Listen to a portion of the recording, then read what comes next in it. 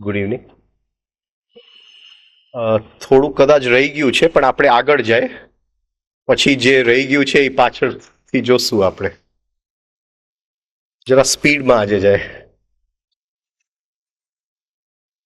અપર્યાપ્તમ તદસ્માકમ બલમ ભીષ્માભિરક્ષિતમ પર્યાપ્તમ ત્વિદમેતેષાં બલમ ભીમાભિરક્ષિતમ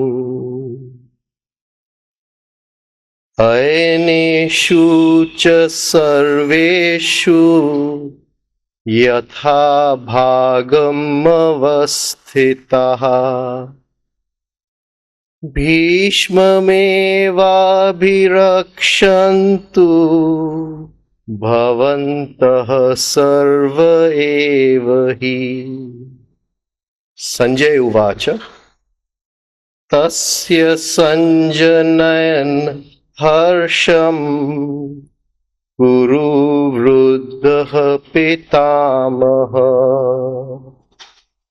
સિંહનાદમ વિનદ્યોચ્ચે શંખમ દદ્મો પ્રતાપવાન. અપર્યાપ્તમ તદસ્માકમ બલમ ભીષ્માભિરક્ષિતમ પર્યાપ્તમ ઇદમ એતેષાં બલમ ભીમાભિરક્ષિતમ. ભીષ્મ પિતામાં વડે રક્ષાયેલું આપણું તે સૈન્ય સર્વ પ્રકારે અજય છે. દુર્યોધન હજી કે છે દ્રોણાચાર્યને, અને ભીમ વડે રક્ષાયેલું એમનું આ સૈન્ય તો જીતવામાં સુગમ છે.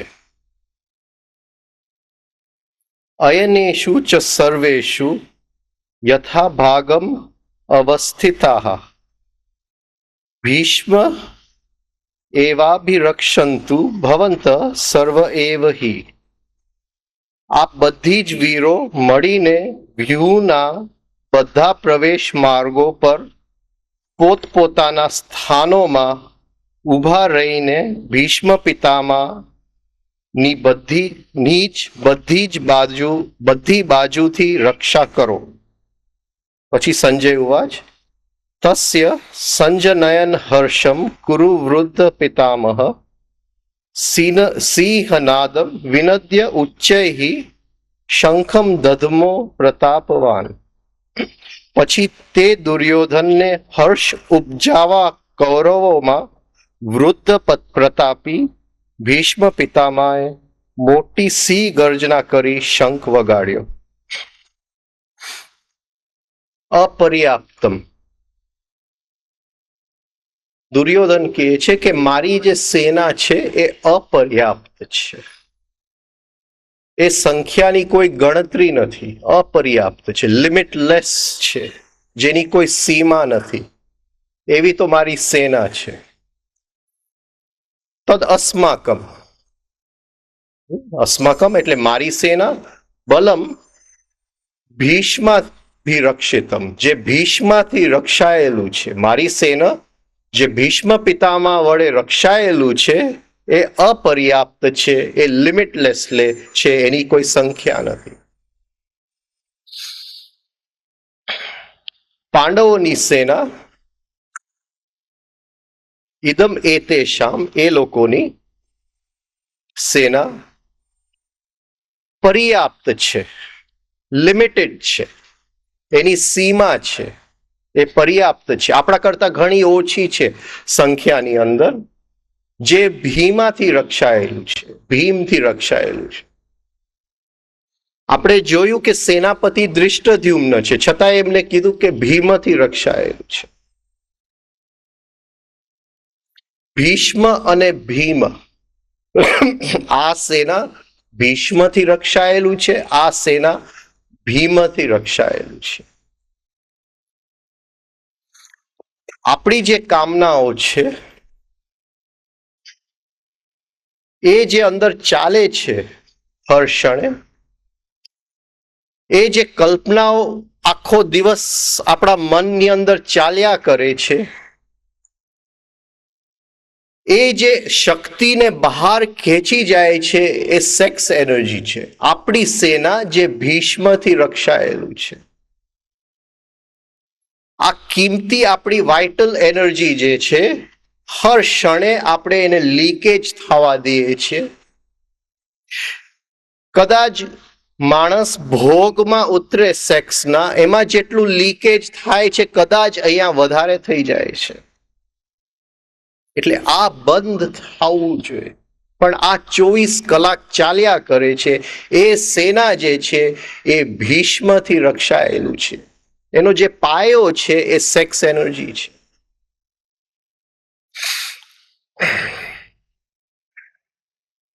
આપણે જોયું ભીમ એટલે ગભરાવું, ભી એટલે ગભરાવું, ભીષ એટલે ગભરાવું, કઠોરતાથી ગભરાવું, ભીષ્મ ભીમ એ બે વચ્ચે ખાલી જે અંતર છે શ નથી. ભીષ્મ ભીમ, આ સેના જે છે એ ભીમાથી રક્ષાયેલું છે.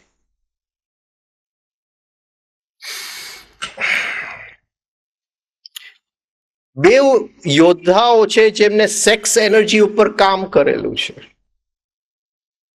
અધ્યાત્મના માર્ગે જો આપણે ચાલશું તો જે શક્તિ આપણા ઉપયોગમાં આવે છે એ પણ સેક્સ એનર્જી છે, અને ભોગના માર્ગે આપણે ચાલશું તો જે શક્તિ આપણા ઉપયોગમાં આવે છે એ પણ સેક્સ એનર્જી છે.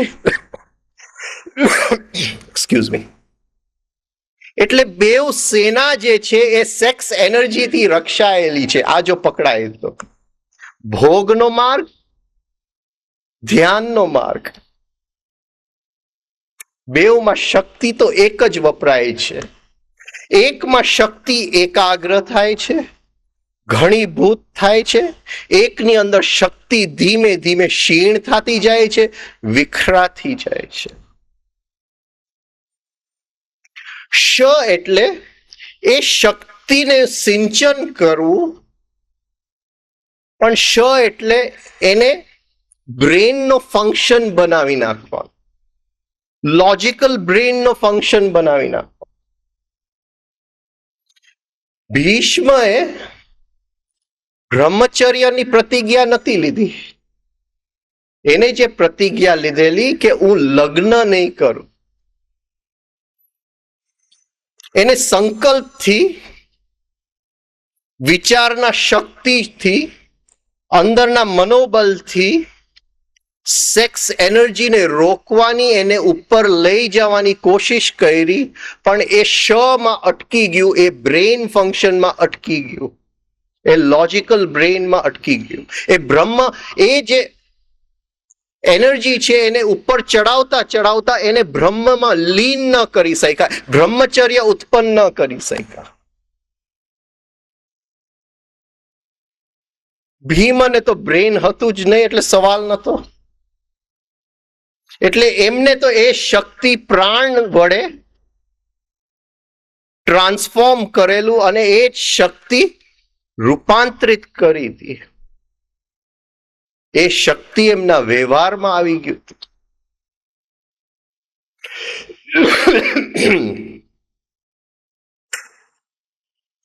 તો આ બેવ સેના, ભોગની સેના અને ધ્યાનની સેના, એ બેવનું જે રક્ષણ કરે છે એ સેક્સ એનર્જી રક્ષણ કરે છે. અપર્યાપ્તમ તદ અસ્માકમ, પણ મારું એ અપર્યાપ્ત, જેની કોઈ સીમા નથી, ભોગની કોઈ સીમા હોતી જ નથી. એક વખત એ ચક્કરમાં આપણે આવી ગયા પછી એક ઓછું જ પડે છે. આજે આ સારું મળ્યું પણ કાલે એટલું સારું નથી લાગતું, એનાથી વધારે જોઈએ છે. ઇન્દ્રિયોને ઉત્તેજિત કરવા માટે બસ આટલું હવે નથી કામમાં આવતું. જે લોકો કેફી ડ્રગ્સ લે છે આટલાથી ચાલુ કરે છે, પણ પછી ઇન્દ્રિયો રૂઢિચુસ્ત થઈ જાય છે આટલાથી. એને ઇન્દ્રિયોને કઈ અસર નથી થતી, કઈ અંદર ઉત્તેજિત નથી થતી આટલાથી, એટલે વધારે લેવું પડે છે, વધારે લેવું પડે છે. એની કોઈ સીમા નથી, ભોગની કોઈ સીમા નથી, ઈચ્છાની કોઈ સીમા નથી. એક ઈચ્છા જન્મે છે, એ 1000 ઈચ્છાના બીજ મૂકીને જાય છે. આ ચિત્તની ભૂમિ પર ઈચ્છા જાગતું જ જાય છે. જીવન પૂરું કરીએ એટલે આપણા જીવનનો જો હિસ્ટ્રી કોઈ પૂછે તો એક ઈચ્છા હજી મરી નથી, ત્યાં બીજા 5 ઈચ્છા જાગી ગઈ હતી. ઈચ્છાઓની કોઈ સીમા નથી. આ મારી જે સેના છે એ અપર્યાપ્ત છે, એની કોઈ સીમા નથી.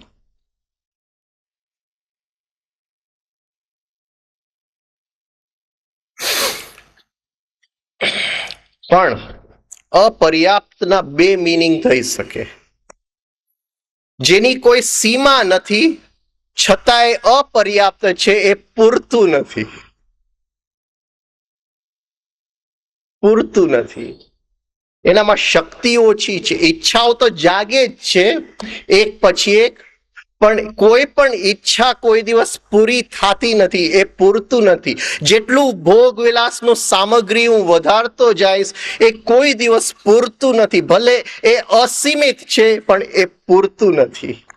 આ જો પકડાય તો ઇન્દ્રિયોના સુખ હું જેટલા વધારતો જઈશ એ અસીમિત છે. એક પછી એક ટીવી ઉપર રોજ એડવર્ટિઝમેન્ટ આવશે, એટલે રોજ મને થશે કે હવે આ લઈ લઉં, હવે આ લઈ લઉં, હવે આ લઈ લઉં. તો એ અપૂરતું છે, અસીમિત છે, છતાંય એનાથી કોઈ દિવસ સંતોષ આવવાનું નથી. અને કદાચ આવશે તો ક્ષણભંગુર સંતોષ આવશે, ફરીથી નવી ઈચ્છા જાગશે. તો ઈચ્છાઓની સેના, ભોગ વિલાસની સેના એ અસીમિત છે, પણ કોઈ દિવસ ઈચ્છાનું પૂરતું થતું નથી, એ પૂરી નથી થતી, એ અપૂરતું છે.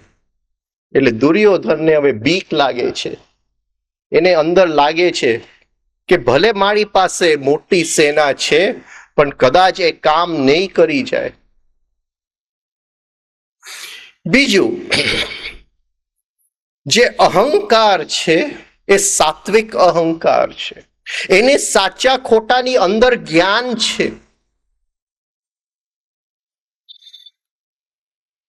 કોઈ ક્ષણ એવું આવવાનું છે જે એ અહંકાર થાકી જવાનું છે. એટલે ભલે આ બધી જે પરિસ્થિતિ ઉત્પન્ન થઈ એના મૂળની અંદર ભીષ્મની પ્રતિજ્ઞા છે, પણ ભીષ્મ પોતે જે છે એની સહાનુભૂતિ પાંડવો તરફ છે. એટલે એ જે સેના ભલે અસીમિત છે પણ એનો જે મેઇન વ્યક્તિની સહાનુભૂતિ સામે છે. અહંકાર યાત્રા કરે છે, જન્મો જન્મો સુધી યાત્રા કરે છે.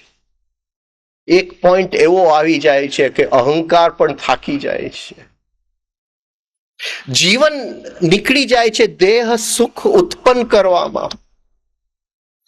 જીવન નીકળી જાય છે દેહ ધ્યાસ, ભોગ વિલાસમાં.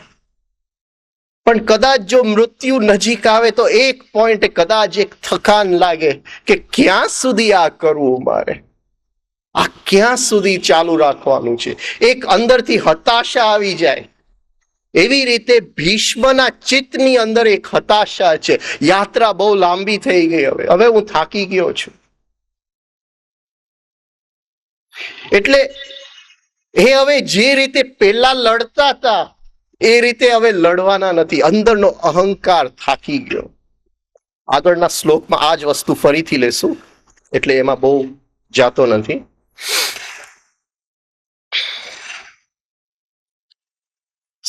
સાત વર્ષ સ્વામી રામ દુલારેજીનું સાનિધ્ય થયું. બહુ અદ્ભુત સંત હતા. હજી છે, એટલે શરીરમાં નથી પણ છતાંય હજી છે.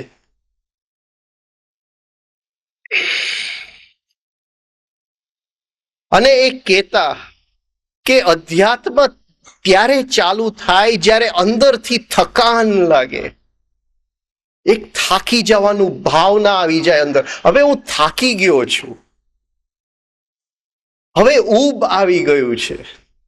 હવે ઈચ્છા જાગતી નથી કે મારે આ સુખ ક્યાં સુધી ભોગવવું, આ સંબંધોમાં ક્યાં સુધી ઉતરવું.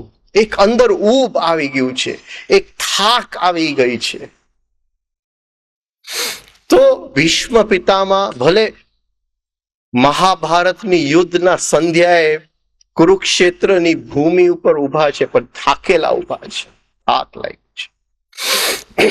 તો અપર્યાપ્તમ તદ અસ્માકમ બલમ ભીષ્માભિરક્ષિતમ. અપર્યાપ્ત છે, ભલે અસીમિત છે, છતાંય કદાચ એ પૂરતું નહીં બની શકે. અને જે ભીમાંથી રક્ષાયેલી સેના છે એ પર્યાપ્ત છે, એ ઓછી છે, પણ એ ઇનફ છે, એ સફિશન્ટ છે, એ કદાચ કામ કરી જશે. ઘણી વાર એક પાર્ટીમાં આપણે જાય કે કોઈકને ત્યાં જમણવારમાં જાય તો 56 ભોગ કદાચ બનાવ્યું હોય એટલે અસીમિત ખાવાનું છે. આ ખાવું કે તે ખાવું કે અહીંયા આ એન્જોય કરવું કે શું અંદરથી ચાલી રહ્યું છે, અને એ બધું ખાય છતાંય અંદર કંઈક લાગે કે અપર્યાપ્ત છે કઈ. અને એક સૂકો રોટલો એક દિવસ ખાવામાં મળી જાય, એ સીમિત છે પણ પેટ ભરાઈ જાય છે, પર્યાપ્ત છે. એમ જે સેના છે, જે સેનાની અંદર લક્ષ્ય આવી ગયું કે મારે આત્મ તત્વ તરફ જ જવું છે, જે અંદર મેં એક એક યોદ્ધા ઉત્પન્ન કર્યા છે વનવાસની અંદર, 12 વર્ષની અભ્યાસની અંદર, એ એકો એક યોદ્ધાઓનું લક્ષ્ય એક જ છે કે અંદરનું આત્મ તત્વ જોઈએ. હવે સ્થિતિ એવી છે કે એના વગર ચાલશે નહીં. હવે જેમ માછલું પાણીની બહાર તડફડે છે, એમ અંદર શરીરનું એક એક કોષ, ચિત્તનું એક એક કોષ બસ એના દર્શન માટે તડફડે છે. અભ્યાસ તો થઈ ગયું, એટલે એ જે એકાગ્રતા છે એકો એક શક્તિઓની, એ પર્યાપ્ત છે, એ કદાચ વધારે પાવરફુલ છે.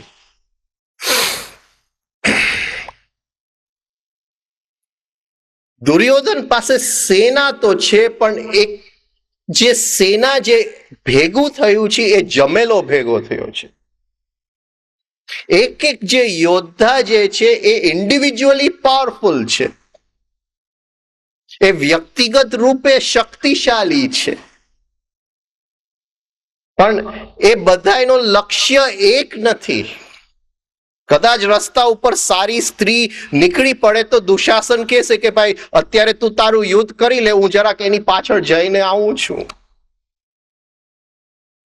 એનું લક્ષ્ય એક નથી, એ એક લક્ષ્ય નથી.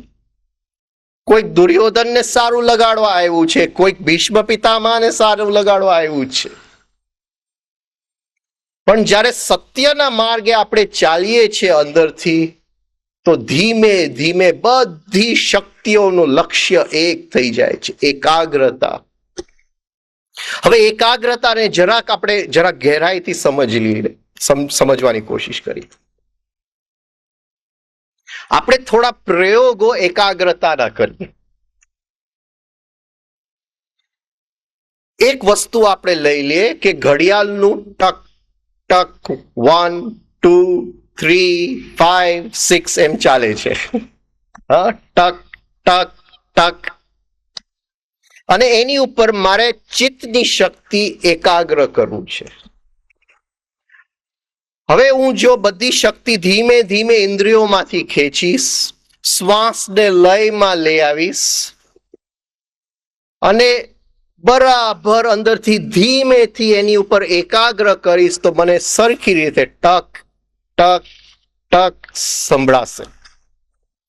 કદાચ થોડો વખત પછી ચિત્ત ફરવા જશે, હું ભૂલી જઈશ કે આ મારે સાંભળવું છે, એકાગ્રતા તૂટી જશે, પણ એ થોડો સમય તો એ એકાગ્રતા રહેશે.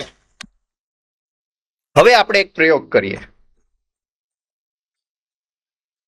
તમે એમ કહેતા નહીં કે આ ભાઈ જે તે બોલે છે. હવે એક સેક્સનો ચિત્ર લઈ લઈએ કે સેક્સનો વિચાર લઈ લઈએ. હવે આ પ્રયોગ પહેલા આપણે કઈ રીતે કર્યો? શાંતિથી બેસીને કર્યો, શ્વાસ લયમાં લઈ આવી અને એ પ્રયોગ કર્યો. હવે સેક્સનો 2 મિનિટ સરખું એક ભોગ વિલાસનો વિચાર કરી લઈએ આપણે, કે એક ચિત્ર જોઈ લઈએ ટીવી ઉપર ભોગ વિલાસનું, અને ફરીથી તરત જ એ પ્રયોગ કરવા જાય તો એ જે ચિત્તની શક્તિ એકાગ્રતાથી ચોટતું તું હવે નહીં ચોટે. તમે કરી શકો છો. બલમ ભીષ્મા વિરક્ષિતમ બલમ ભીમા વિરક્ષિતમ. આ કિંમતી શક્તિ છે. એ શક્તિ જ્યારે એકાગ્ર થાય છે અંદર, તો ધીમે ધીમે એનું જ્યારે લક્ષ્ય સત્ય તરફ આવે છે, એ ભલે ઓછી હોય પણ એ ઇનફ છે, એનું કામ કરી જાય છે. અને એ રેશિયો જે છે એ 11:7. 11 અક્ષોની સેના ત્યાં છે, 7 અહીંયા છે. આ રેશિયો બહુ ઇમ્પોર્ટન્ટ છે જીવનની અંદર. 0.6:1. કંઈક કામ કરવા જાઉં છું જીવનની અંદર, અમુક ડગલા આગળ ચાલ્યો, એ સફળતા મળી, તો અંદર યાદ રાખજો કે જે કામ હું કરવા નીકળી પડ્યો છું, એક ફેક્ટરી બનાવવા નીકળી પડ્યો છું, એક ધંધો ચલાવવા નીકળી પડ્યો છું, અભ્યાસ કરવા નીકળી પડ્યો છું, ચિંતન કરવા નીકળી પડ્યો છું, એમાં અમુક ડગલા આપણે ચાલીએ, પછી એક પોઈન્ટ એવો આવે કે આપણે અંદરથી સમજી લેવું પડે કે આગળ આપણે જઈ ન શકીએ, અને આગળ જાશું તો કંઈક ઊંધી દિશામાં જાશું. નીકળી પડ્યા હતા 100 રૂપિયા કમાવા માટે, થોડાક ડગલા આપણે સાચા ચાલ્યા, પણ ત્યાં આપણે જોઈ લેવું પડે કે હવે જે અડચણ આવવાની તૈયારી છે, ક્યાંક આપણે કદાચ આ આંખે દેખાતી ન હોય પણ ક્યાંક ઓબ્સ્ટેકલ્સ, અડચણ, અવરોધો છે જ, અને એ અવરોધો આવવાના જ છે. આ જીવનનો નિયમ છે. આપણને એમ લાગે કે કાચો માલ અહીંથી મળશે ને પાકો માલ અહીંથી મળશે ને હું તો કમાવાનો જ છું, કારણ કે આપણે કલ્પનામાં જીવીએ છીએ, અને કરવા ગયા એટલે નુકસાની કરીને પાછા આવી ગયા. અંદરથી દેખાયું નહીં કે અવરોધો આવવાના છે. આ જીવનનો નિયમ છે કે એક ચાલ્યા 0.6 પાછું ચાલવું પડે. 11 ડગલા ચાલ્યા, જરા 7 ડગલા પાછા ચાલજો. 4 તો આપણે ફાયદામાં છીએ. આ ખાલી મેથેમેટિક્સમાં મૂકું છું, આ સાયકોલોજીકલ વાત છે, જો આપણે પકડી શકીએ. ગુરુજીએફ આને લો ઓફ ઓક્ટેવ્સ કહે છે, પણ એ લોમાં હું નહીં જાઉં. અને એ 11 ચાલ્યા અને 7 માટે બરાબર ત્યાં થંભીને પ્રતીક્ષામાં ઉભા રહ્યા, તો ફરીથી 11 ચાલવાની શક્તિ મળશે. આ રેશિયો જે છે એ સાયકોલોજીકલ રેશિયો બહુ અગત્યનું છે. એટલે પાંડવોએ જ્યાં સુધી 11 અક્ષોની સેનાની સામે 0.6 7 અક્ષોની અંદરની શક્તિઓ ઉત્પન્ન નથી કરી, ત્યાં સુધી તો એ વિચાર પણ નહીં કરે કૌરવો ઉપર અટેક કરવા.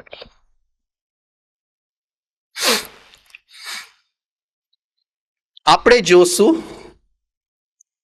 કે જે વસ્તુમાં સત્વ છે એ ભલે નાનું હોય પણ એની અંદર શક્તિ ખૂબ હોય છે, અને જે વસ્તુમાં ભોગ વિલાસ છે એ ઘણી બધી હશે પણ એ શક્તિને ક્ષીણ કરી નાખે છે. ઘણી વાર ઘણું બધું વાંચવાથી કઈ અસર નથી થતું, પણ કોઈકનું એક વાક્ય આપણે સાંભળી લઈએ છીએ, જીવન બદલાઈ જાય છે. સત્ય જો બરાબર અંદર આવી ગયું તો એક નાનું, એક સેના, એક ફૂટ સોલ્જર, એક નાનો પાયદર, શું કે ચેસમાં યોદ્ધા, પદ યોદ્ધા, એ પણ કાફી છે. તો અપર્યાપ્તમ તદ અસ્માકમ બલમ ભીષ્માભિરક્ષિતમ પર્યાપ્તમ ઇદમ એતેષામ બલમ ભીમાભિરક્ષિતમ. હવે આગળ જઈએ આપણે.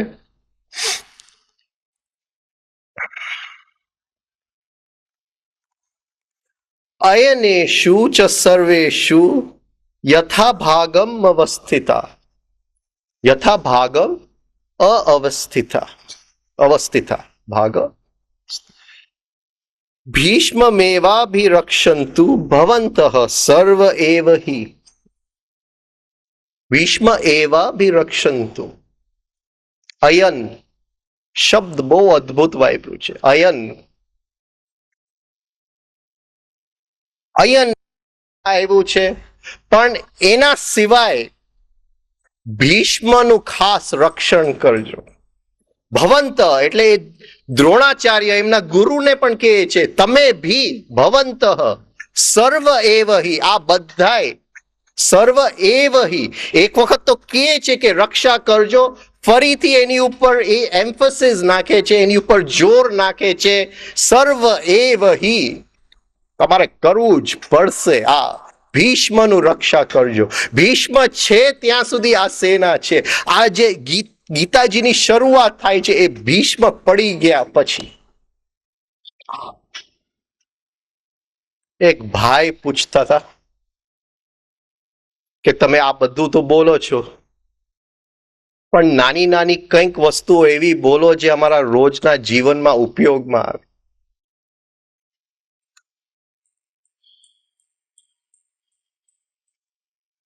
ફરીથી રિપીટ કરો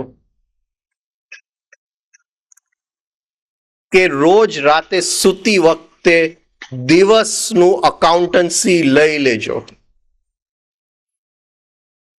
કોઈ પણ જજમેન્ટ કર્યા વગર. કોઈ પણ જજમેન્ટ આજથી આપણે ચાલુ કરીએ. ભલે આ મને કદાચ લાગે કે 2 દિવસમાં નહીં કર્યું હોય.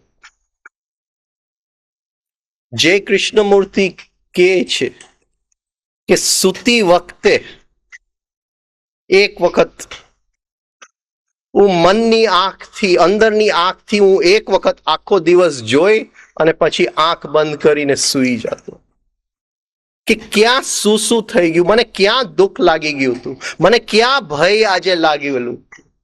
અને જ્યાં આજે દુઃખ લાગ્યું આવતીકાલે ત્યાં ફરીથી વધારે લાગવાનું છે. આજે જ્યાં ભય લાગ્યું એ આવતીકાલે ફરીથી ત્યાં વધારે ભય લાગવાનું છે. એ ભય વધારે ઘણીભૂત થવાનું છે. આજે જ્યાં ઇનસિક્યોરિટી લાગી કે હું મરી જઈશ પછી મારા છોકરાઓનું શું થશે, મારા પત્નીનું શું થશે, એ આવતીકાલે એ ઇનસિક્યોરિટી વધી જવાની છે. મારી નોકરી જશે કે કેમ, આ બધું આવતીકાલે વધવાનું છે. તો જરા એનું અકાઉન્ટિંગ લઈ લો. આજે મેં ક્યાં ક્યાં દુઃખ લાગ્યું હતું, ક્યાં ક્યાં ભય લાગી હતી, ક્યાં ક્યાં ઇનસિક્યોરિટી લાગી હતી. અને એમ નહીં કહેતા કે આ સાચું ન લાગવું જોઈએ, ભય લાગે છે ન લાગવું જોઈએ, તો તમે અંદરથી એક ઝઘડો ઊભો કરશો, 2 ભાગ બની જશો.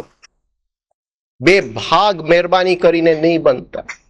બસ જોઈ લ્યો કે આ મને ભય લાગેલું, હું ભયભીત છું. પહેલી વસ્તુ જે શરૂ થાય છે એ સ્વીકૃતિથી શરૂ થાય છે. સ્વીકાર કરી લ્યો કે અહીંયા મને ભય લાગી હતી. આજે મને અહીંયા ભયનો વિચાર આવ્યો, અહીંયા મને એવો વિચાર આવ્યો તો મૃત્યુના ભયનો, અને એ વિચાર આવ્યો હતો કે પત્નીનું શું થશે, બાળક તો સ્કૂલના આ વર્ષમાં છે, એને આગળ ફીસ કોણ આપશે.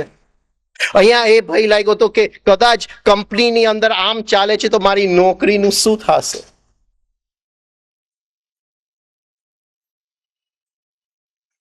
પેલા એ લઈ લ્યો, એ હિસાબ લઈ લ્યો વિધાઉટ એની જજમેન્ટ. બીજું, અંદર સેજ પણ ગ્લાની ભાવ નહીં, ગિલ્ટ નહીં કે મને આવા વિચારો આવે છે. બધાને આવે છે. ઓહો, આપણે આપણા વિચાર જોઈ શકીએ. જે દીકરાને બાપા પરથી અતિશય પ્રેમ છે ને, જે પિતાજીની સેવા કરે છે દિવસના 8 કલાક 10 કલાક, એને પણ કોઈક દિવસ અંદર વિચાર આવે છે કે આ પિતાજીનું ખૂન કરી નાખો. જો આપણે આપણી વિચારો જોઈ શકતા હોય તો આપણે જોઈ નથી શકતા. શું અંદર ચાલી રહ્યું છે, આ મશીનની અંદર હર ક્ષણે શું ચાલી રહ્યું છે, જો જોઈ શકતા હો તો જરાક જોઈ લ્યો. સેજ પણ અંદર એવો ભાવ કરતા નહીં કે અહીંયા હું ગિલ્ટ ફિલિંગ કે ગ્લાનીનો ભાવ. આ હું છું, હું સ્વીકારું છું કે આ હું છું, હું ભયભીત છું, મારા પિતાજી પ્રત્યે આવો મને આજે વિચાર આવેલો, હું સ્વીકાર કરું છું. એની પાસે ખૂબ પૈસા છે, મારી પાસે અત્યારે ખર્ચવાના નથી, તો મને વિચાર આવેલો કે કદાચ એ ઉકલી જાય તો મને મળી જાય. આ સાધારણ વાત છે. હા, જરા સ્વીકાર ભાવ. તો જે જગ્યાએ એ આવ્યું, પેલા 3 મહિના ખાલી જોવાનું કામ કરજો, કંઈ પણ બદલાવાનું કામ નહીં કરતા. પછીના 3 મહિના જે જગ્યાએ જોવો છો ઓલરેડી એની મેળે થશે, મારે કહેવાની જરૂર નથી, એની મેળે અંદરથી પ્રકાશ આવશે. છતાંય કહી દઉં, જરા સંવેદનામાં ઉતરજો અને જે જગ્યાએ લાગે છે ત્યાં એને ન્યુટ્રલાઇઝ કરજો. અને ન્યુટ્રલાઇઝેશનના 2 રસ્તા છે. હવે મારી ઉંમર થઈ ગઈ, હા, 55 વર્ષની ઉંમર થઈ ગઈ. હવે જે નોકરી હું કરું છું એના ઠેકાણા નથી, ગમે ત્યારે આ નોકરી જાય એમ છે. એક ભય છે અંદર, એક ઇનસિક્યોરિટી, અસુરક્ષા, એક અંદર સુરક્ષાનો અભાવ છે, ભય લાગે છે. અને એ અસુરક્ષા છે, હું જીવી નથી શકતો. કેવી રીતે? ખાવાનું ખાઉં તો એ ખાવાનો સ્વાદ ન આવે. અહીંયા લેક્ચર સાંભળો, સંવેદના સંવેદના, પણ ક્યાંથી સંવેદના આવે જ નહીં. અસુરક્ષા છે અંદર. હવે રાતે એને જોઈ લીધું અને એ અસુરક્ષાને ફરીથી, જે એ વિચાર વખતે આવેલું, ફરીથી આખું જીવી લ્યો. જેમ ગંગા નદી એકદમ પૂરમાં વહે છે, આપણને ખ્યાલ નથી, ભગવાનના મનની નદી ચિત્તી શક્તિ આપણે અંદર હર ક્ષણે વહી રહ્યું છે, હર ક્ષણે વહી રહ્યું છે. તો જસ્ટ સેન્સ કરો કે આ ભગવાનની નદી મારામાંથી વહી રહ્યું છે. આ જે અસુરક્ષા મને લાગ્યું હતું એ સારું છે ખરાબ છે એનું હું નથી કહેતો, હું એનું તર્પણ કરી નાખું છું. હું એને આ નદીની અંદર છોડી દઉં, જાઓ મેં તારું તર્પણ કરી લીધું. ભગવાનને સોંપી દો રાતે સૂતી વખતે. બીજું આપણે કરી શકીએ, આ થઈ શરણાગતિનો માર્ગ. બીજું આપણે કરી શકીએ સંકલ્પનો માર્ગ, ભીષ્મનો માર્ગ અપનાવીએ. સંકલ્પનો એ માર્ગ છે, પાવરફુલ માર્ગ છે. એ જે જગ્યાએ અસુરક્ષા છે, શક્તિ 2 આંખની વચ્ચે લઈ આવજો, જરા ત્યાં સ્થિર થાજો અને જે જગ્યાએ અસુરક્ષા છે ત્યાં ફરીથી અહીંયા જેમ પિક્ચરના સ્ક્રીનમાં બધું સારું થઈ ગયું છે એવું અહીંયા વિઝ્યુલાઇઝેશન કરજો, એકાગ્ર રાખજો અને પકડી રાખજો. જે વ્યક્તિઓ એ સાથે કનેક્ટેડ છે, મારા જોબ સાથે, કે કદાચ મને નોકરીમાંથી કાઢી મૂકે, એ બધાના ચિત્તનો આ ભાગ જોઈ લેજો અને એ વિચાર એમને મૂકી દેજો ત્યાં. 2 રીતે આ કરજો. કાલે ઇન્ટરવ્યુ છે, ઇન્ટરવ્યુ માટે કરજો. આવતીકાલે પરીક્ષા છે, પરીક્ષા માટે કરજો. તો રાતે થોડીક જો આપણે ઇન્વેસ્ટમેન્ટ કરીએ આપણા જીવનની અંદર, તો ઘણી બધી અસુરક્ષાઓ, ઘણી બધી ભય, ઘણા બધા ચિંતાઓ જે છે એની મેળે નીકળી જાય. આ ફરીથી અહીંયા હું કહું છું કારણ કે ગીતાજી જે છે એ 10મે દિવસે રેટ્રોસ્પેક્ટ ચાલુ થાય છે. સાધના જે ચાલુ થાય છે એ હંમેશા રેટ્રોસ્પેક્ટમાં ચાલુ થાય છે.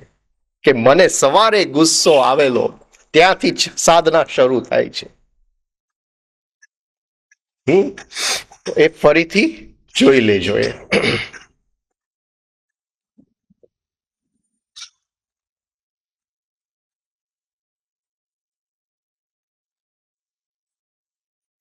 અયનેષુ ચ સર્વેષુ, બધાય પોતપોતાની જગ્યાએ યથા ભાગમાં ભાગમ અવસ્થિતા, હા, ભાગમાં જે આવેલું છે એ પણ કરજો અને ભીષ્મની રક્ષા કરજો. એવી કેમ જરૂર પડે છે ભીષ્મની રક્ષા કરવામાં? એ જે અજર અમર છે, જેને ઈચ્છા મૃત્યુનું વરદાન છે, એની રક્ષા માટે પણ એ કદાચ થાકી ગયા છે, અને આ થાક કદાચ એને શસ્ત્ર મૂકવા માટે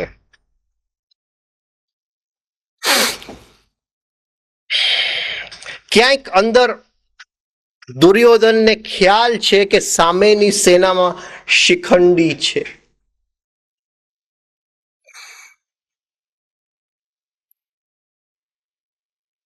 જે સેક્સ એનર્જી ઉપર કામ કરે છે જે યોદ્ધા, એટલે આપણે યોદ્ધા એટલે આપણે ભીષ્મની વાત નથી કરતો,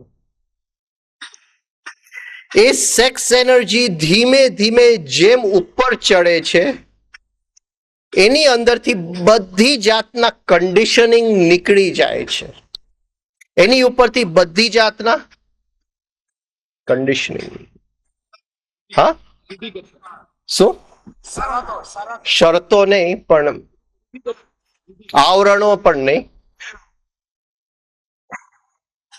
પણ તમે સમજી ગયા, હા.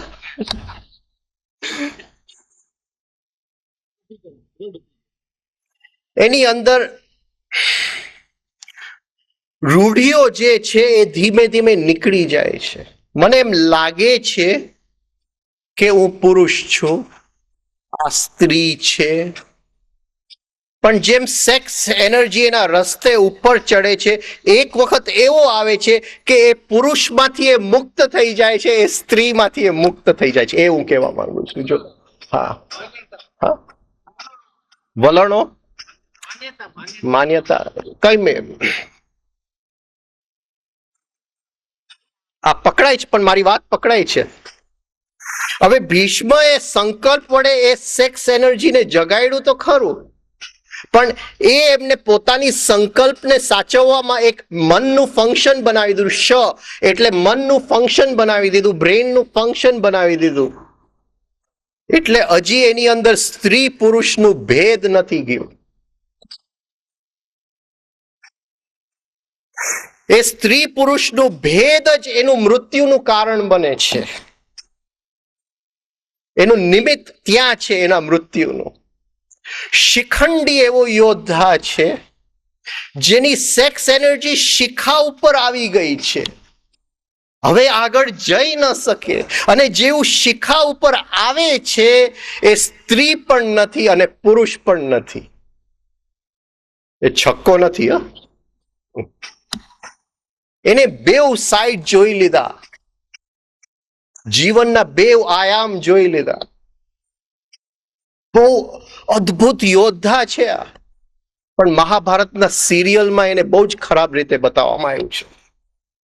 એ લોકો સમજી નથી શક્યા કે આ કયો યોદ્ધા છે, એવો યોદ્ધા જેની અંદર સેજ પણ સ્ત્રી પુરુષનું ભાવના જ નથી રહી, છાટ પણ નથી રહી.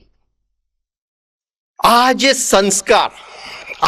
સંસ્કાર આપણી અંદર છે કે હું સ્ત્રી છું, એ પુરુષ છું, એ ખૂબ ગહેરાઈની અંદર છે.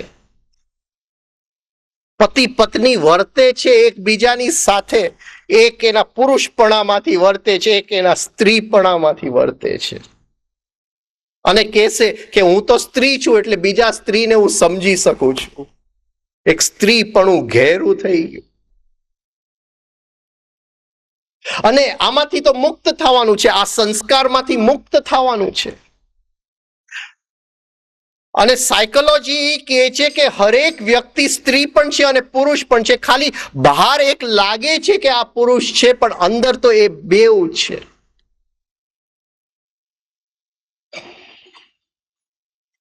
અને નોર્મલ વ્યવહારમાં પ્રેક્ટિસ કરતા કરતા આમાંથી મુક્તિ મળે. એવું નહીં કે કુંડલીની શક્તિ ચડી ગઈ એટલે મુક્તિ મળશે. બહુ લાંબી પ્રેક્ટિસ કરવી પડે આ સંસ્કારમાંથી મુક્ત થવું. એવો યોદ્ધા છે શિખંડી, જે ભીષ્મનું મૃત્યુનું કારણ બને છે. એને એ શિખા ઉપર લઈ ગયો. પણ હર પતિ એમ સમજે છે જ્યારે એ વર્તે છે એની પત્ની સાથે, ત્યારે એને એમ લાગે છે એક બતાવી દઉં પત્નીને, જરાક એને અંદર એવું એક તીર મારી દઉં કે એને લાગી જાય સરખી રીતે કે આ સમયે તે છોકરાઓને તો સાચવ્યા નતા ને. હું ત્યારે ઘરે થાકેલો આવેલો, પણ ત્યારે કઈ ખાવાનું તું તો બજારમાં જ ફરવા વહી ગઈ હતી ને. આ અંદરનું પુરુષ છે, બોલે છે, એ કઈ આપણા બધાની આ વાત છે. એને જોવું પડે અંદરના પુરુષને.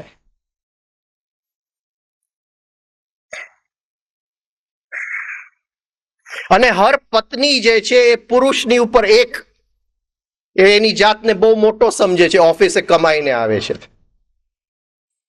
એને ખ્યાલ નથી કે ઘરમાં કેટલું તપવું પડે છે. અને આ ચાલ્યા કરે છે લગ્ન જીવનમાં, હું સ્ત્રી ને એ પુરુષ.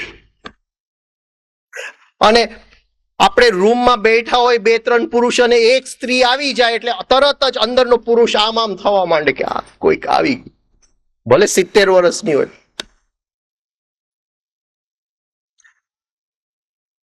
આ અંદરનો સ્ત્રી અને પુરુષ એને જોવું પડે. કઈ આ બધા સંસ્કારોમાંથી મુક્ત એમનેમ થવાય છે? જીવ્યા વગર થવાય છે?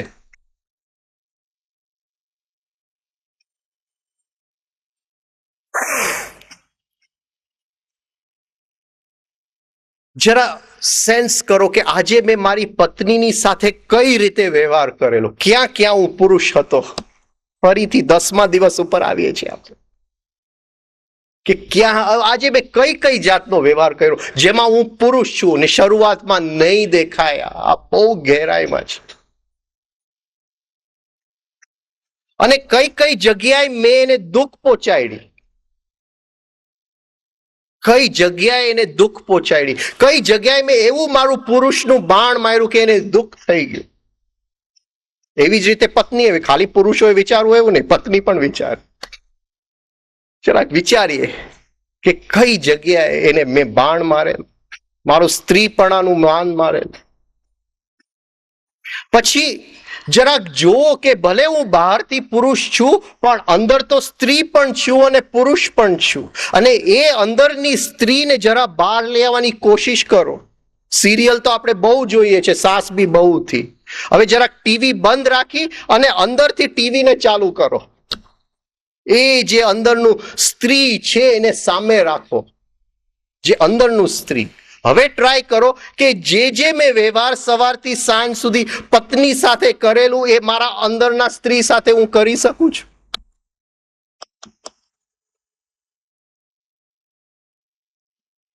બધું ગડબડ થશે. પત્નીને તો મેણું બરાબર મારી શકું છું, પણ અંદર જો મારી જાતને જ મેણું મારવાનું, એ સ્ત્રી જો અંદર હોય.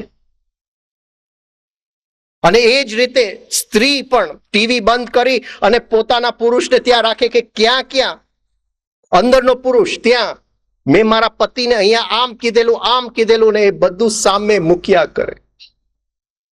બોલવું બહુ સહેલું છે કે બધાની અંદર ભગવાનને જો, પણ જ્યારે પત્ની સાથે બોલું છું ત્યારે એ વ્યવહાર હું એવી રીતે કરી શકું છું કે મારા અંદરના સ્ત્રી સાથે જ હું કરી શકું. તો ભગવાન નજીક છે, એ સ્ત્રીને સામે રાખો, એ પુરુષને સામે રાખો. ધીમે ધીમે અંદર જે સ્ત્રીપણાનો સંસ્કાર છે, જે પુરુષપણાનો સંસ્કાર છે, એ ઢીલું થઈ જશે. ખૂબ ગાઢ સંસ્કાર છે. પછી આ સમજાશે કે ભીષ્મ કોણ, શિખંડી કોણ, પછી સમજાશે. ત્યાં સુધી સમજાશે નહીં. આપણે નહીં જીવીએ ગીતાજીને ત્યાં સુધી સમજાશે કેવી રીતે?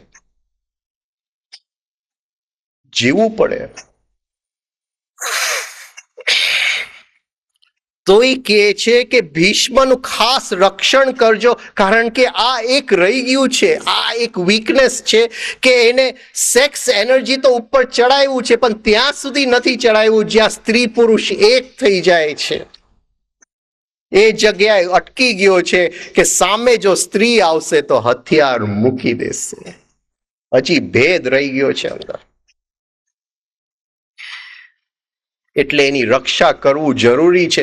કોઈ પણ હાલતની અંદર શિખંડીને સામે નહીં લે આવવા. બીજું બધું કરજો, પણ આ એક યોદ્ધા જો સામે આવી ગયો તો ગડબડ થઈ જશે.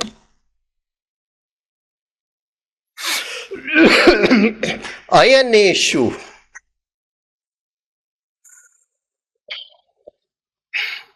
ચ સર્વેશુ.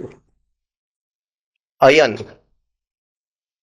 5 ઇન્દ્રિય જે છે એ ભોગ વિલાસના અયન છે, માર્ગ છે.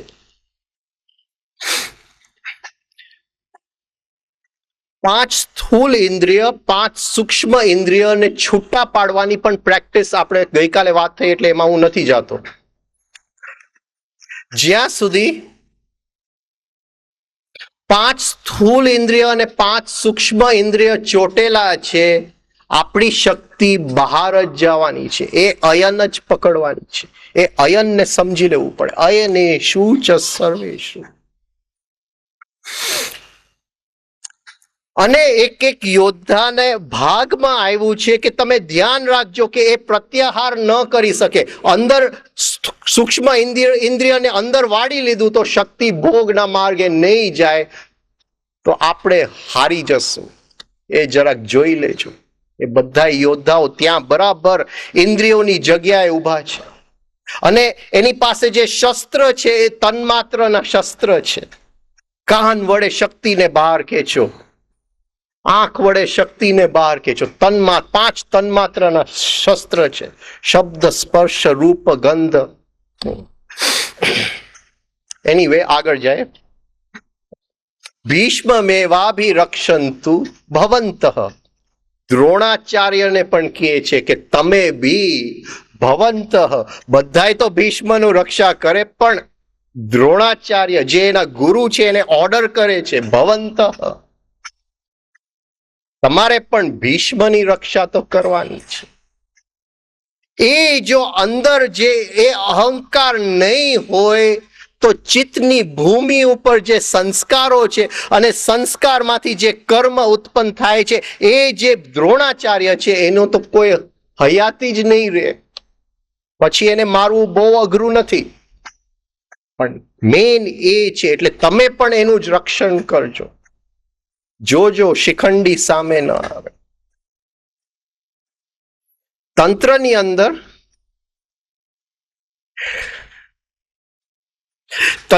અંદર શિવને અર્ધ નારીશ્વર તરીકે બતાવ્યા છે. એ કઈ શિવની વાત નથી, એ અંદરની વાત છે. આ જો આપણે પકડી શકીએ કે એ શક્તિ જ્યારે બરાબર કૈલાસમાં પહોંચી જાય છે, ઉપર પહોંચી જાય, બ્રહ્મરંધ્રને છેદી નાખે છે એ શક્તિ, ત્યારે આપણે સ્ત્રી પણ છીએ અને પુરુષ પણ છીએ. જેમને તંત્રમાં રસ હોય ખજુરાવ જવું જોઈએ અને જરાક સમજી લે કે આ શક્તિ કઈ કઈ માર્ગે ઉપર ચડે છે. બહુ અદ્ભુત છે. આગળ જાય આપણે. સંજય ઉવાચ તસ્ય સંજનયન હર્ષમ. ઉપજાવેલું સંજ, ક્રિએશન, ક્રિએટેડ. સંજ, સર્જાવેલું. સંજનયન, એવી આંખથી ઉપજાવેલું, એવી આંખથી ભીષ્મ પિતામહ. તસ્ય સંજનયન હર્ષમ કુરુ વૃદ્ધ પિતામહ. કુરુ વૃદ્ધ, એ ભીષ્મ પિતામહ કોણ છે? કુરુ વૃદ્ધ. કુરુ એટલે કરતા ભાવ. આપણી અંદર જે જૂનામાં જૂનું છે એ કરતા ભાવ છે. કુરુ વૃદ્ધ, એ વૃદ્ધ થઈ ગયું છે. અને સેનાથી વૃદ્ધ થઈ ગયું છે. એ કેમ એને આટલી બધી થાક લાગ્યો છે? કારણ કે સ્મૃતિ અને સંસ્કાર અને સ્મૃતિ અને સંસ્કાર નો જમેલો એટલો બધો વધી ગયો છે. અપર્યાપ્તમ સેના થઈ ગઈ છે અંદર. એને થાક લાગે છે. કુરુ વૃદ્ધ પિતામહ. એ કરતા ભાવને હવે થાક લાગે છે. એ કહે છે કે હવે આ કરતા ભાવ જે છે હવે મારે મૂકી દેવું છે. ઈચ્છા મૃત્યુ મારે મૂકી દેવું છે. જરાક કોઈક મને પૂછવા આવે કે તમને કેમ મારું, કરતા ભાવ, આપણા કરતા ભાવને નથી થાક લાગતો. આપણે તો આ કરવું છે, આવતીકાલે તે કરવું છે, શેર બજારમાં કરવાનું બાકી છે, હજી તો છોકરાઓને મોટા કરવાનું બાકી છે. કરતા ભાવ થાક્યું નથી. અધ્યાત્મ ક્યાંથી આવે? એ કુરુ વૃદ્ધ પિતામહ. અને આ કોઈ ભીષ્મની વાત નથી. આપણી અંદર જે કરતા ભાવ છે એક અત્યારે પણ કુરુ વૃદ્ધ પિતામહ. ખાલી એને થાક નથી લાગતો. કેમ થાક નથી લાગતો? આટલા સંસ્કારનો બેગેજ વજન લઈને ફરી રહ્યો છે. જન્મો બોજો જન્મો સંસ્કારનો બોજો લઈને એ હજી બરાબર સાવ શું કહેવાય, આ એનું વાંસો વાંકું થઈ ગયું છે. છતાંય કાલે મારે આ કરવું છે ને આ કરવું છે ને આ કરવું છે ને આ ફેક્ટરી નાખવી છે ને તે કરવું છે. કરતા ભાવમાંથી ઊંચો નથી આવતો. ગુરુ વૃદ્ધ પિતામહ.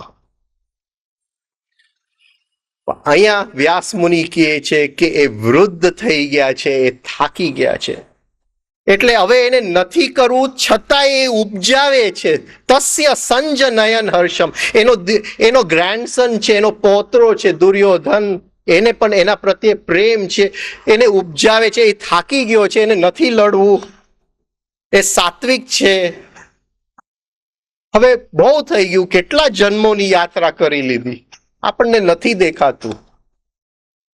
જરાક નિંદ્રાની અંદર, યોગ નિંદ્રામાં જો ગયા જન્મમાં પ્રવેશ કરી શકીએ અને એક પછી એક જો આપણે પાછળ જઈ શકીએ તો આપણો કરતા ભાવ ત્યાં ને ત્યાં જ થાકી જાય કે આ બધું વજન લઈને મારે ક્યાં ફરવું.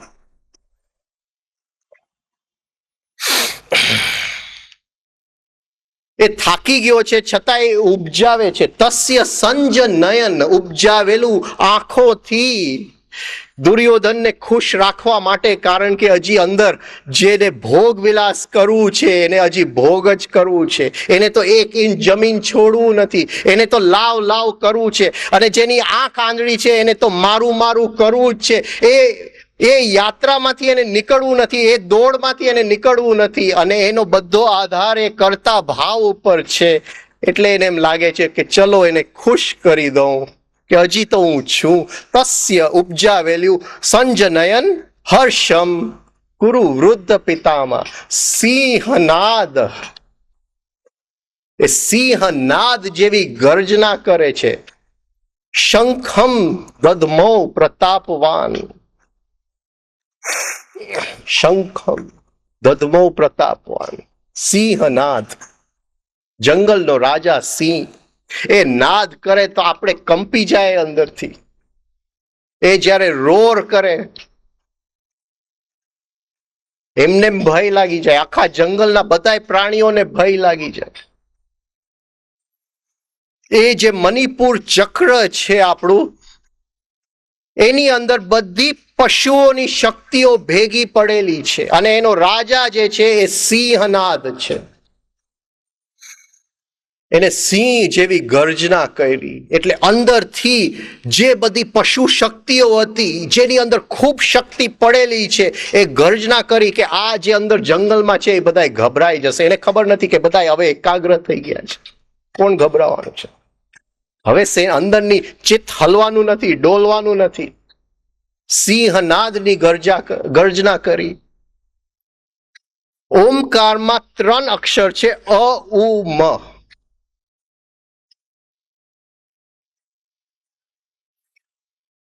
આખી પ્રાણી જગતના નાદ અ અને ઉ માં આવી જાય છે.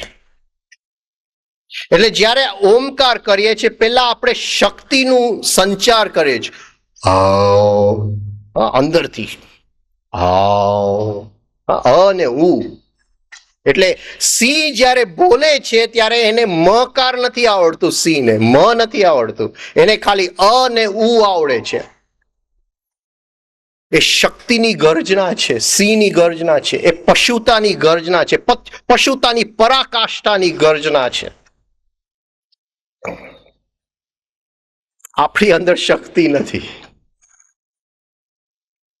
એટલે આપણે સિંહનાદ કરવા જાય તો કઈ નીકળશે નહીં અંદરથી. અભ્યાસ કરવો પડે, અભ્યાસ, ઓમકારનો અભ્યાસ કરવો પડે. અને મકાર એટલે મનુષ્યતા, મનુષ્યતામાં પ્રવેશ કરીએ એની પહેલા પ્રાણી જગત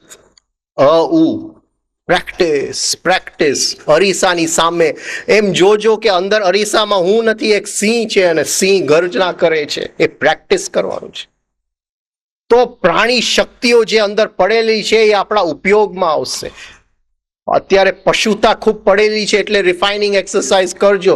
પશુતા નીકળી જાય, શક્તિ ઉપયોગમાં આવી જાય. તો એને ગર્જના કરી, અને ઉની ગર્જના કરી, અર્ધ ઓમકારની ગર્જના કરી, શક્તિનું સંચાર કરવા માટે એને ગર્જના કરી. સિંહનાદમ વિનદ્ય ઉચ્ચૈહી, એકદમ ઊંચેથી, એકદમ ઊંચેથી. એ સિંહનાદ જે નીકળે છે એ નીચેથી નીકળે છે. જેને એને લઈ ગયા, એકદમ ઉપર લઈ ગયા, ઉચ્ચૈહી.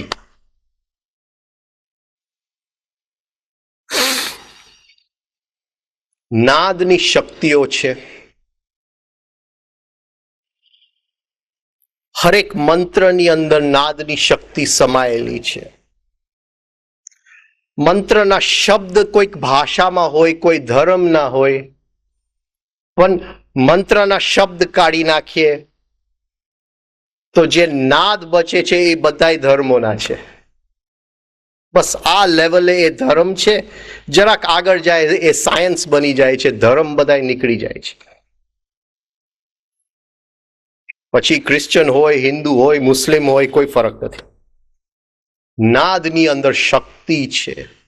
નાદની અંદર સંસ્કારોને તોડવાની પણ શક્તિ છે. નાદની અંદર ભોગ વિલાસ વધારવાની એ શક્તિ છે.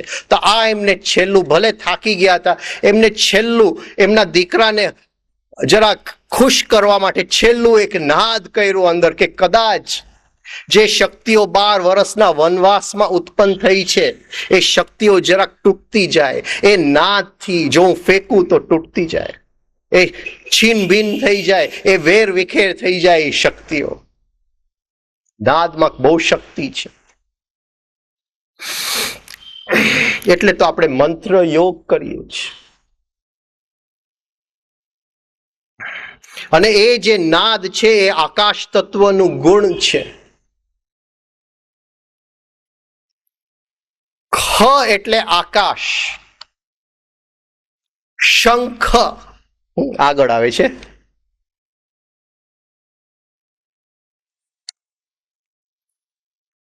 સિંહનાદમ વિનદ્ય ઉચ્ચૈહી શંખમ. પછી એને એ સિંહની ગર્જના કરી અને શંખ વગાડ્યું. પ્રતાપવાન. કેવું શંખ વગાડ્યું? પ્રતાપવાન, જેને હરાવી ન શકાય, જે હંમેશા પ્રતાપી છે, એવું એને શંખનો નાદ ઉત્પન્ન કર્યો. જીતના શંખનો નાદ ઉત્પન્ન કર્યો. પણ શબ્દ જરાક સમજવા જેવું છે. પ્રતાપવાન. જીવનમાં દુઃખ આવે છે. દુઃખ એટલે અગ્નિ. જીવનમાં પીડા આવે છે. પીડા એટલે અગ્નિ. જીવનમાં ઘણું બધું એવું થાય જે આપણને ગમતું નથી. અગ્નિ. તાપ. અગ્નિ એટલે તાપ.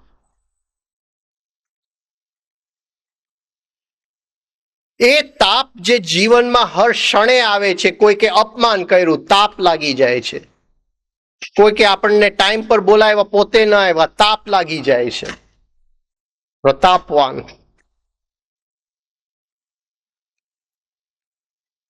એ તાપને આપણે કઈ રીતે લઈએ છીએ એ તાપમાંથી આપણને જો તાપ લાગે, આપણો જીવ જો બળે તો તાપ થઈ ગયું, પ્રતાપવાન. અને એ તાપ માંથી આપણે તપ કરીએ તો એ જેટલું પણ તાપ હોય આપણને લાગતું નથી. એ આપણા હાથની વાત છે, તપ કરવું કે તાપ કરવું. હર ક્ષણે તાપ તો આવવાનું જ છે. જીવનનો નિયમ જ છે કે કોઈના કોઈ રૂપમાં એ આવવાનું છે. જ્યાં સુખ છે એનો પરછાયું દુઃખ ત્યાં પડેલું જ છે. એ ભલે અત્યારે દેખાતું ન હોય, તમે કહેશો કે બધું સારું છે, કઈ તકલીફ નથી, પણ એ પરછાયા રૂપે પડેલું જ છે. ત્યાં જ્યાં સારું છે ત્યાં પડેલું જ છે, આવવાનું જ છે. એ જ્યારે આવે એમાં આપણે જો બળી જાય તો ગયા, અને એમાંથી તપશ્ચર્યા કર્યું તો આગળ નીકળી ગયા. તપ અને તાપ, મારે મારું જીવનમાં શું કરવું છે? પ્રતાપવાન. તો એને એવો શંખ વગાડ્યો જે તાપ કરે, એવો શંખ વગાડ્યો. તપ કરે એવો શંખ ન વગાડ્યો, કારણ કે તપમાં તો એનું મૃત્યુ છે. તપમાં તો દુર્યોધનનું મૃત્યુ છે. જે તાપ કરે એવો શંખ એને વગાડ્યો. ખ એટલે આકાશ, શ એટલે શમન કરવા વાળું તત્વ, કલ્યાણકારી તત્વ, શિવ તત્વ, શમન કરવા વાળું તત્વ. આકાશમાંથી એ શમન કરવા વાળું તત્વ, એ શિવ તત્વને જો આપણે કાઢવું હોય તો શંખનાદ કરીએ છીએ. એક બાજુથી વાયુ અંદર જાય છે, એ વાયુના સ્પાઇરલ બને છે અંદર, અને એ બીજી બાજુથી આકાશનું ગુણ નીકળે છે. આ એવોલ્યુશનની ક્રિયા થઈ, ઉર્ધ્વ ગતિની ક્રિયા થઈ. વાયુ આકાશમાં પરિણમ્યો. વાયુ લઈ અને વાયુને બરાબર ફેરવીએ ત્યારે શું થાય? એ વાયુને એની ઇન્ટેન્સિટી જે છે, એની તીવ્રતા જે છે, એની જે શક્તિ છે, એ ફરવાથી ઘણી બધી વધી જાય. જેમ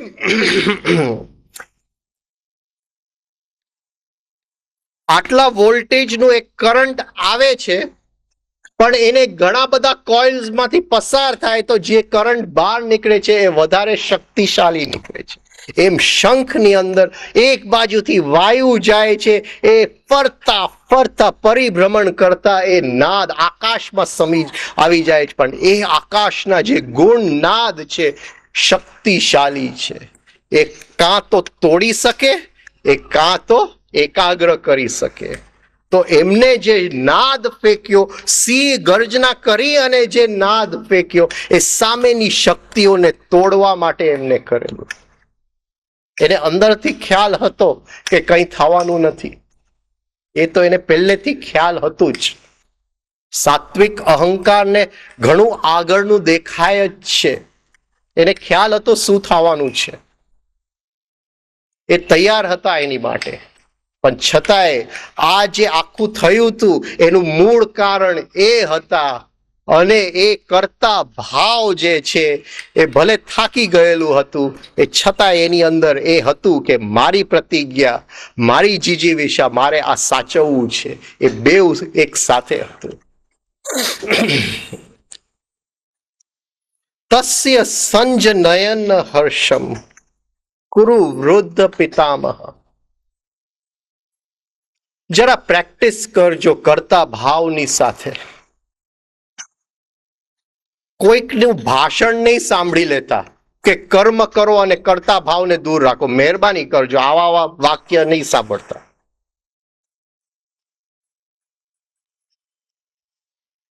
કર્મને એન્જોય કરજો.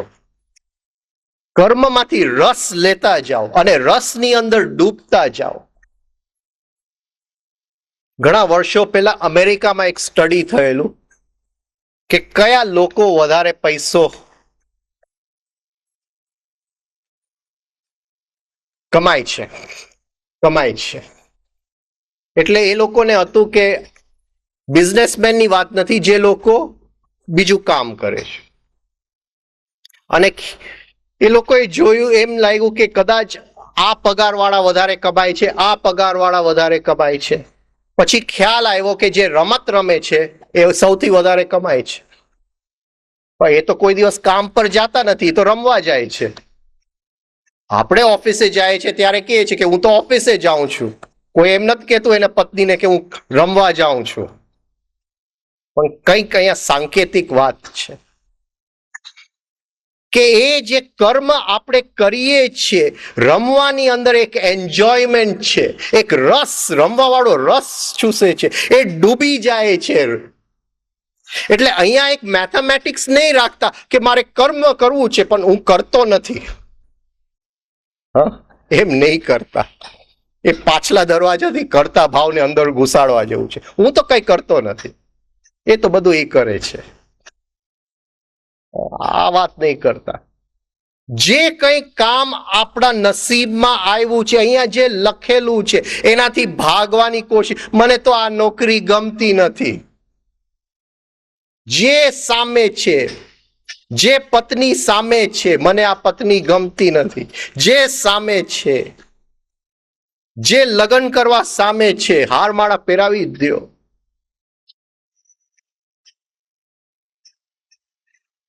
ભગવાને લઈ આવ્યું છે સામે.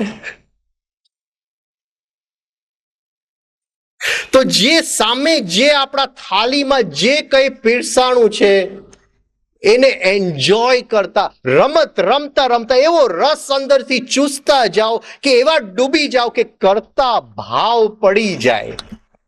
કરતા ભાવને છોડતા નહીં. બાકી હું તો ક્યાં કઈ કરું છું, એ બીજો કરવા વાળો છે.